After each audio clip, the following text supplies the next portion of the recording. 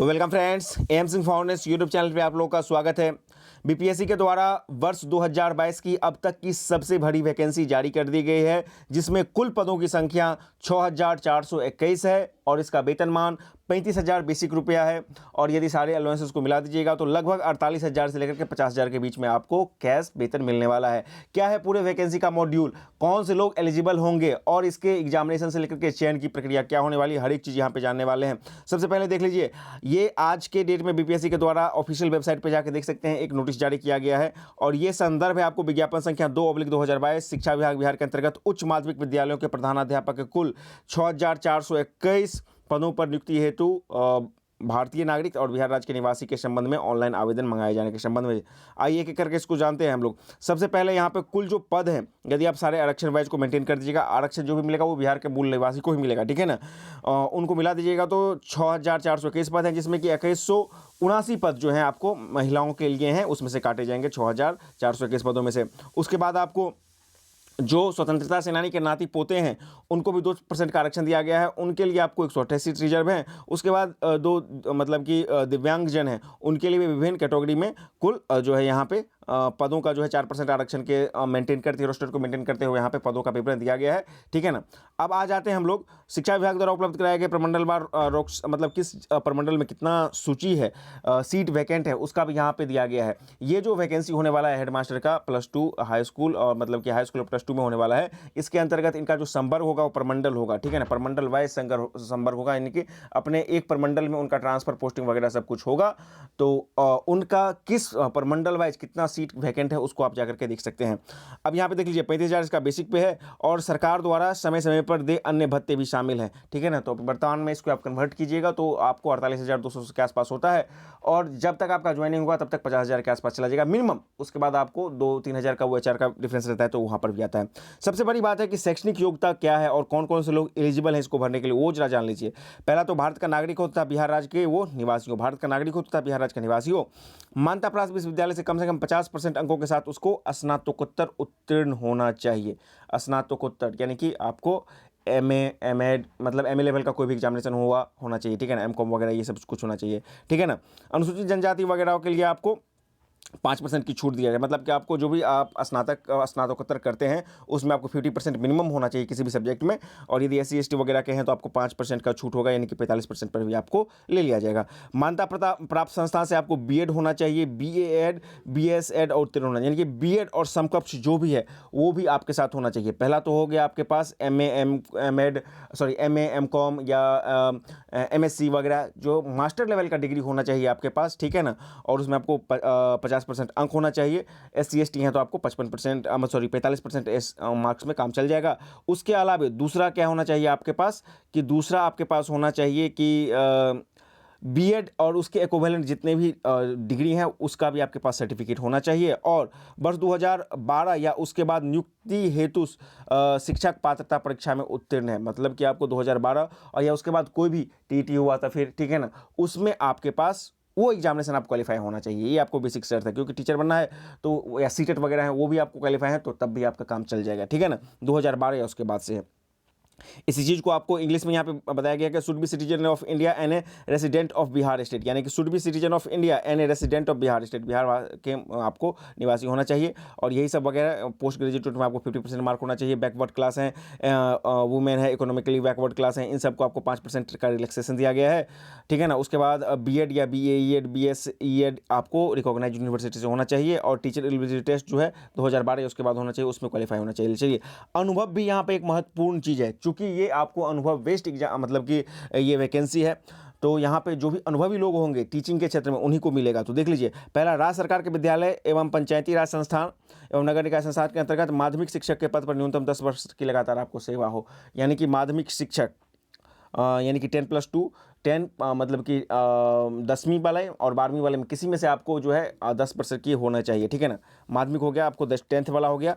उसके बाद CBSE ICSE BSB के अस्थायी संबद्धता प्राप्त विद्यालय में माध्यमिक शिक्षक के पद पर न्यूनतम 12 वर्ष की लगातार सेवा हो, ठीक है ना।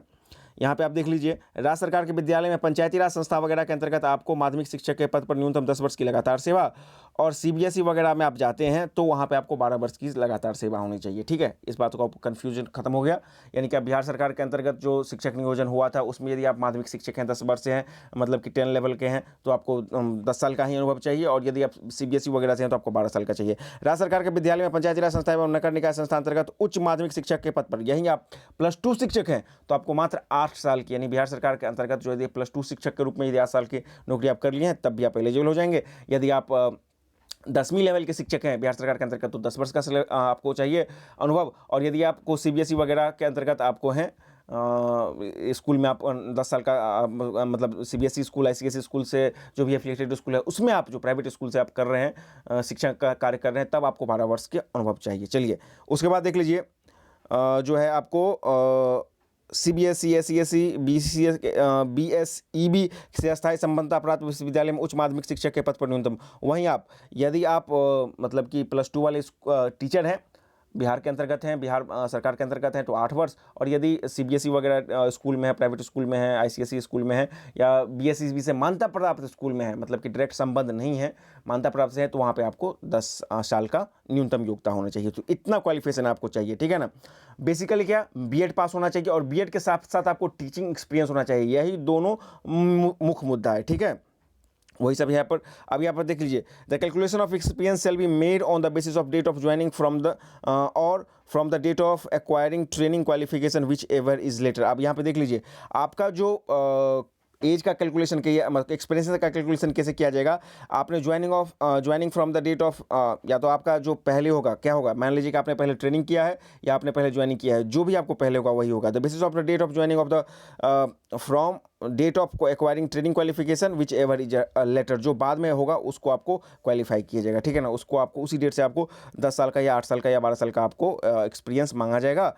ठीक है ना, शैक्षणिक योग्यता अनुभव से संबंधित सभी प्रमाण पत्र ऑनलाइन भरने के तिथि के यानी कि 28/3/2022 से पूर्व का ही होना चाहिए। जितना भी आपको क्वालिफिकेशन का है वो सब हो जाना चाहिए। ठीक है, उम्र सीमा कितना होना चाहिए, तो उम्र सीमा आप देख लीजिए न्यूनतम 31 साल और अधिकतम आपको 47 वर्ष होना चाहिए। ठीक है ना, और 60 वर्ष आपको क्या होगा, तो आपको रिटायरमेंट की आयु होगी। तो यहाँ पर भी स्पष्ट कर दिया गया कब, तो 1/8/2021 को हो जानी चाहिए।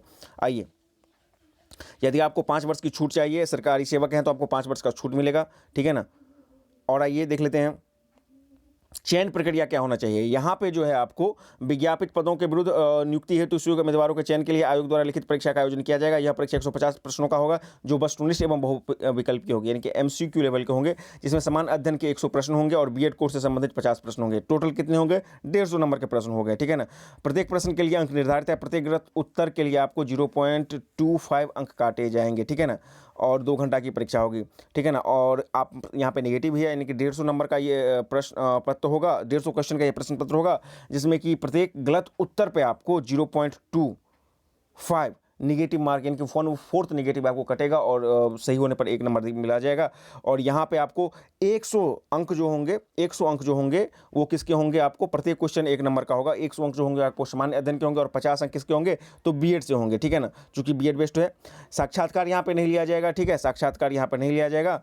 और यहाँ पे बताया जा रहा है कि अंतिम रूप से सफल उम्मीदवारों के चयन के पश्चात चयनित उम्मीदवारों का पदस्थापना मेरिट कम चॉइस के आधार पर संबंधित प्रमंडल और विभाग द्वारा किया जाएगा। यानी कि आपका जो भी मेरिट बनेगा वो सिर्फ और सिर्फ ये जो 150 नंबर का जो एग्जामिनेशन होगा इसी पे मेरिट आपका निर्धारित होगा, और आप फिर उसके अकॉर्डिंग जब चॉइस फिल कीजिएगा तो आपको प्रमंडल वगैरह दे दिया जाएगा। ठीक है ना, अब इसका जो विषय का जो सिलेबस है वो भी आपको ऑफिशियल वेबसाइट पे आपको अवेलेबल है। ठीक है ना, और लिखित परीक्षा के परिणाम के आधार पर आयोग सफल अभ्यर्थियों के औपबंधिक मेधा सूची तैयार करेगा। लिखित परीक्षा वस्तुनिष्ठ से कुल प्राप्तांक समान होने की स्थिति में अधिक उम्र वालों को दिया जाएगा। आरक्षण वगैरह का जो भी सरकार का है वो सब के सब लाभ होंगे। लेकिन एक बात और याद रखिएगा, यदि आप ईबीसी या ओबीसी या जो भी आरक्षण का लाभ लेना चाहते हैं बिहार के अंतर्गत, ठीक है ना, तो आपको 28/3 जो इसका लास्ट डेट है फॉर्म भरने का, आरक्षण का सारा सर्टिफिकेट 28/3/2022 से पहले का होना चाहिए। ये चीज़ भी आपको दिमाग में रख लीजिएगा। सारे शैक्षणिक प्रमाण पत्र भी 28/3/2022 से पहले का होना चाहिए। और आपके यदि आरक्षण का दावा करते हैं ओबीसी का, ईडब्ल्यूएस का या फिर जो भी का, तो SC ST का, तो उस सब के आपको प्रमाण पत्र 28/3/2022 से पहले के होने चाहिए। इसको भी आपको ध्यान में रखना है। चलिए और देख लेते हैं और कोई इसमें महत्वपूर्ण चीज़ है क्या। सभी वांछित प्रमाण पत्र परीक्षा के लिए ऑनलाइन आवेदन भरने की अंतिम तिथि संशोधित किए जाने की तिथि में अंतिम निर्धारित तिथि से पूर्व का होना आवश्यक है। आवेदन भरने की अंतिम तिथि के पश्चात निर्गत प्रमाण पत्र मान्य नहीं होंगे। तो अभी ही आप सब कुछ ऑक्युपाई कर लीजिए जो भी इसको भरने के लिए एलिजिबल है, ठीक है। और उसके बाद आपको क्या है कि फॉर्म को एडिट करने का भी आपको मौका दिया जाएगा बाद में। यहाँ पर फॉर्म का आप देख लीजिए, फीस देख लीजिए कितना है। सामान्य अभ्यर्थियों के लिए 750 रुपया है। और उसके बाद है आपको केवल बिहार राज्य के अनुसूचित जनजाति के लिए आपको जाति जनजाति के लिए 200 रुपया है। बिहार राज्य के अस्थायी निवासी आरक्षित अनारक्षित महिला के लिए आपको 200 है और दिव्यांगजनों के लिए आपको 200 है। तो ये सब आपको दिया जाना है, आपको सारा कुछ लिया जाना है। ऑनलाइन पेमेंट आपका होगा, ठीक है ना। ऑनलाइन आवेदन भरने की तिथि आपको 5/3/2022 से यानी कि कल से शुरू होगा और 28/3/2022 तक होगा यदि इसमें कोई संशोधन नहीं होता है। आयोग कार्यालय में स्पीड पोस्ट निबंधित डाक से आवेदन पत्र की हार्ड कॉपी भेजने की आवश्यकता नहीं है, अपितु अभ्यर्थियों को शैक्षणिक योग्यता एवं अनुभव से संबंधित प्रमाण पत्र, अंक पत्र जो है आरक्षण से संबंधित प्रमाण पत्र आदि को अपलोड करना होगा, ठीक है ना। आपको क्या है ना, जितना भी कुछ आप का सर्टिफिकेट है वहाँ पर डिमांड किया जाएगा उस सब को आपको वहाँ पर अपलोड करना पड़ेगा, ठीक है। और ये सब आपको ऑनलाइन पेमेंट हो जाएगा, उससे कि आपको घबराना नहीं है। जितना बीपीएससी का प्रोसेस है फॉर्म भरने का, उसके बाद यदि आपको देख लीजिए एडिट का ऑप्शन आपको देगा, ठीक है ना। जब आपका आवेदन फॉर्म भरा जाएगा तो 10 दिन का आपको एडिट का ऑप्शन दिया जाएगा, जिसमें कि आपको नाम पिता, देखिए ऑनलाइन आवेदन के दौरान एडिट की प्रक्रिया पूर्ण होने के बाद प्राप्त किसी भी तरह के परिवर्तन सुधार नहीं किया जाएगा। आवेदन की प्रक्रिया पूर्ण होने तक आवेदन द्वारा भरे गए डाटा को अंतिम समझा जाएगा। उम्मीदवार द्वारा भरे गए डाटा उसके द्वारा प्रस्तुत किए गए प्रमाण पत्र में कोई भिन्नता आती है तो उनकी उम्मीदवार रद्द कर दी जाएगी। एक बार रजिस्ट्रेशन हो जाने के बाद परिवर्तन सुधार संभव नहीं है अथवा उक्त संबंध में परिवर्तन से अनुरोध पर विचार नहीं किया जाएगा, ठीक है ना। मोबाइल ईमेल वगैरह को आप परिवर्तन नहीं कर सकते हैं, लेकिन देखिए किस किस में परिवर्तन कर सकते हैं। आवेदन का नाम, पिता का नाम, माता का नाम, पति का नाम, जन्मतिथि, लिंग, आधार संख्या, जाति, आरक्षण कोटि, भूतपूर्व सैनिक, इस सब में जो है आप एडिट कर सकते हैं, लेकिन मोबाइल नंबर, ईमेल में आप परिवर्तित नहीं कर सकते हैं। एक से अधिक आवेदन भरते हैं तो आपको रद्द कर दिया जाएगा, तो वो भी नहीं भरना है, ठीक है ना। इन चीज़ों को आप लोग को ध्यान रखना है। आपको क्या क्या चाहिए, ईमेल आईडी चाहिए, मोबाइल नंबर चाहिए, यूज़र आईडी वगैरह, पासवर्ड चाहिए, इस सब से आपका भरा जाएगा, ठीक है ना। तो कुल मिला के आपका ये फॉर्म भराना चालू हो जाएगा कल से। तो इसमें वही है, एक्सपीरियंस वाली बात है। जिन लोगों के पास एक्सपीरियंस है, मान लीजिए कोई प्राइवेट स्कूल में भी है जो संबंध यानी कि जो मतलब कि सीबीएसई से संबंध हो, आईसीएसई से संबंध हो और उसमें 10 साल का कर लिए हैं, उनके पास बीएड है, तो वो भी एलिजिबल हो जाएंगे। जो बिहार सरकार के अंतर्गत पंचायती राज संस्था के अंतर्गत 10वीं के टीचर हैं तो उनके लिए 10 साल का एक्सपीरियंस चाहिए। यदि वो 10+2 के लिए हैं तो उनको मात्र 8 साल का एक्सपीरियंस चाहिए, लेकिन बीएड एसेंशियल है। तो यही दोनों चीज़ मेन है। तो जिनके पास ये दोनों है वो आराम से इसको भर सकते हैं और बहुत ही एक अच्छा अपॉर्चुनिटी है। बिहार सरकार के अंतर्गत जितने भी हाई स्कूल हैं और +2 हाई स्कूल हैं वहाँ पर प्रधानाध्यापक बनने का, प्रधान अध्यापक एक्चुअली ये हेडमास्टर के पद हैं, ठीक है।